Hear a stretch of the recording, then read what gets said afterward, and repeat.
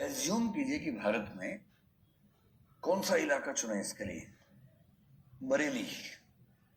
बरेली जानते हो, जहां झुमका गिरा था, वही।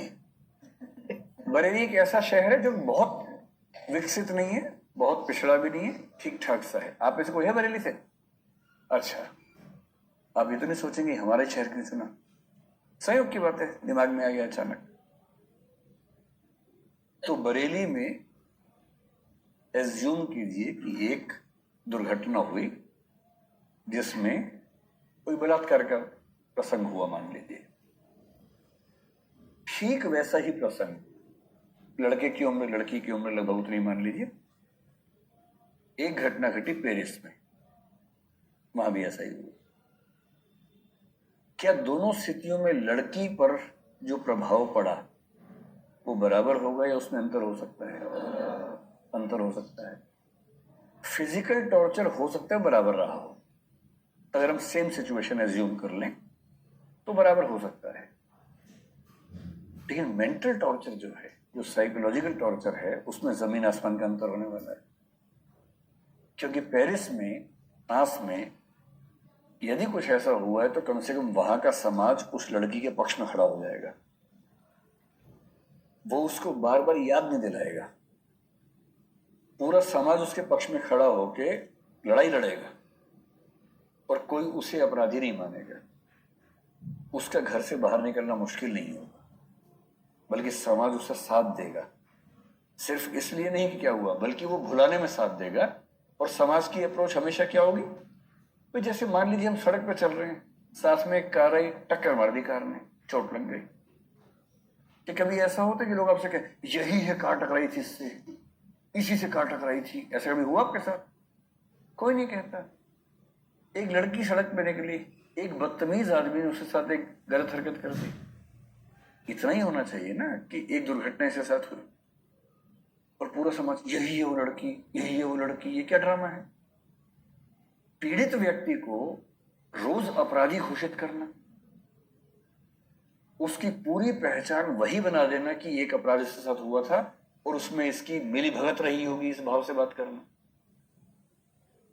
जो फेमिनिस्ट लोग हैं उनमें से कुछ लोग क्या बोलते हैं, रेप का सबसे बड़ा समाधान ये है कि जो फिजिकल वायलेंस है उसके लिए पनिशमेंट हो और समाज आदी हो जाए इस चीज को केवल एक सामान्य दुर्घटना मानने का। जैसे कार की टक्कर होती है, बाइक की टक्कर होती है, वैसी टक्कर मान लो, बात खत्म करो, पनिशमेंट दो फिजिकल वाले बारे में। पर समाज इस तरह से बर्ताव न करे कि तुम्हारे साथ कुछ ऐसा हुआ है कि तुम जिंदगी भर किसी को मुंह नहीं दिखा सकती हो।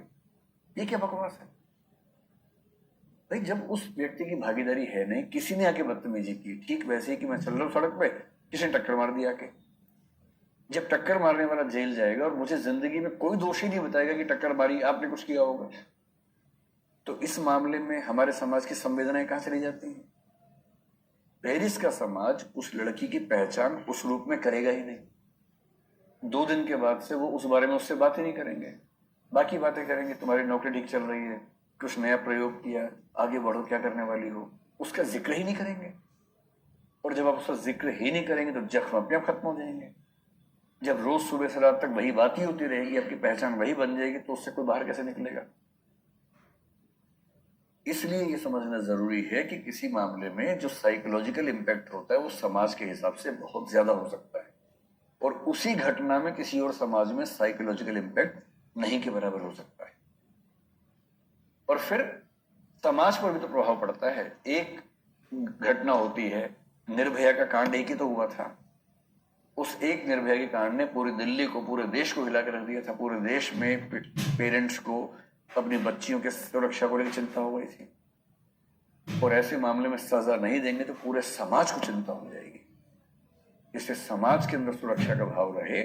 एक सुजान नाम की लेखक है, मैं पूरा नाम भूल रहा हूं, रेप पे बहुत बढ़िया रिसर्च उन्होंने किया।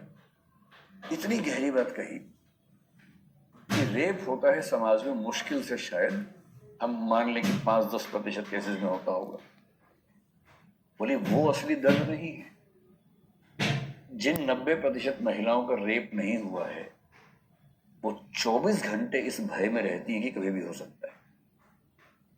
और यदि कोई व्यक्ति 24 घंटे भय में रहता हो घर से निकलते हुए घर पहुंचने तक हमेशा ये भय रहता हो, चौकन्ना रहना पड़ता हो हमेशा, उसके परिवार के लोग भी चौकन्ने रहते हो, बार बार फोन करके पूछते हो कि मैं ठीक हो कि नहीं हो।